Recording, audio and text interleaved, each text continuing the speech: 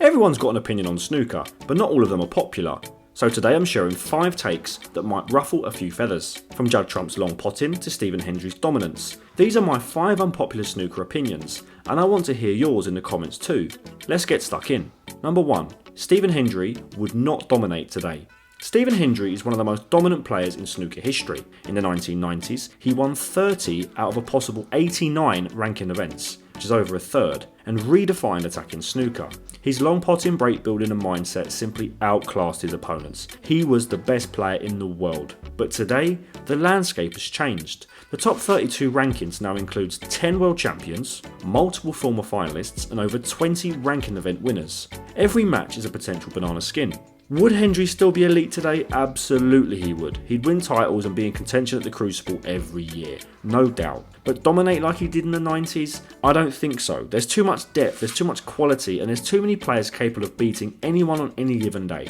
Something that illustrates this point is that players like Mark O'Sullivan and Steve Maguire, who are not considered legends but have been solid top 16 players over the years, both have over 500 centuries, which is over 150 more than either Jimmy White or Steve Davis, for example, and Jimmy White is still playing. Number 2.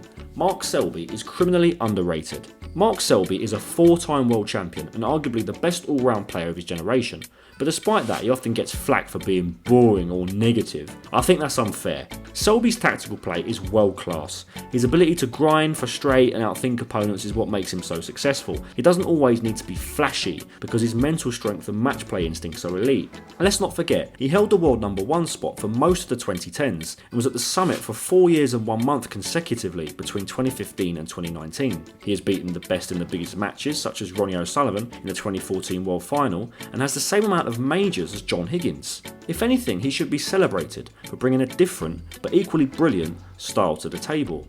I'd also argue that he is the best safety player of all time. Controversial, I know. If you're enjoying this video, drop a like and subscribe for more snooker breakdowns. I'm aiming to reach 500 subscribers in the next couple of months, which would mean we've built a real community together. Number 3. Ronnie's influence is huge, but it overshadows the sport. There's no one bigger than Ronnie O'Sullivan in snooker. He's the face of the game. The most naturally gifted, most talked about and most watched player of all time. But his presence can sometimes be overwhelming, not by fault of his own, but because the media often puts him front and centre, no matter the context. When he's not at a tournament, the story becomes why he isn't there. When he threatens retirement, it dominates headlines. Even small moments like going barefoot or making an off-the-cuff comment often get more coverage than the actual match results. His influence is a double-edged sword. On one hand, he's brought global attention and transcended the sport. But on the other, snooker risks becoming too dependent on him. When he eventually does retire, it could leave a massive vacuum that I think snooker isn't ready for and that some blindly ignore. There's a lot of hope surrounding Zhao Xintong, but he's light years away from Ronnie's status. Snooker needs stars, and while Ronnie is the greatest, the game shouldn't revolve entirely around one man. Number 4. Judd Trump's long potting is overstated. Judd Trump is an elite player, he's the Man City of snooker, but he sometimes gets this reputation for being the best long potter in the world, and I think that's overstated. Yeah, early in his career, especially around 2011, Judd was lighting up tournaments with fearless long reds and some outrageous shots. That image has stuck, but if you look at the numbers and consistency, players like Shaun Murphy and Neil Robertson actually hold better long potting percentages over time. So why does Judd still get that label? I'm telling you, it's all about perception. His long pots are bold, aggressive and memorable. They look harder and more impressive, and so they stick in our minds. It's a classic case of that availability heuristic, the tendency to focus on information that is more memorable, vivid or emotionally striking, and to overestimate its frequency or importance. Judd Trump plays spectacular eye-catching long pots that stick in people's memories. Because these moments are salient, observers including pundits may overestimate his consistency compared to players with subtler, less dramatic styles. Number 5. Modern players are better, but less iconic. Technically speaking, modern players are better than ever. They pot more balls, make more centuries, and face tougher opposition across every round. The level of consistency today is unreal. But the players of the past had more character. Alex Higgins, John Virgo, Jimmy White, Dennis Taylor, Tony Knowles. They weren't just good players, they were personalities. They had flair, unpredictability, and a connection with the public that felt real.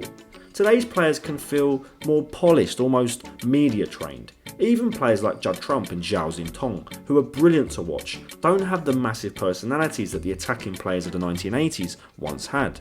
So yes, the standard has never been higher, but has the magic faded a little? I think this is actually quite a difficult point to discuss. The world has changed since snooker's heyday in the 80s. The sport has become more niche. In the 80s it was mainstream, so the players were more famous, and the drinking culture that once dominated the sport has disappeared entirely. Rising professionalism has meant that the sport is better to watch now, but that shift also fuels the idea that there aren't any real characters left. I don't think that's entirely true, but I get why it feels that way.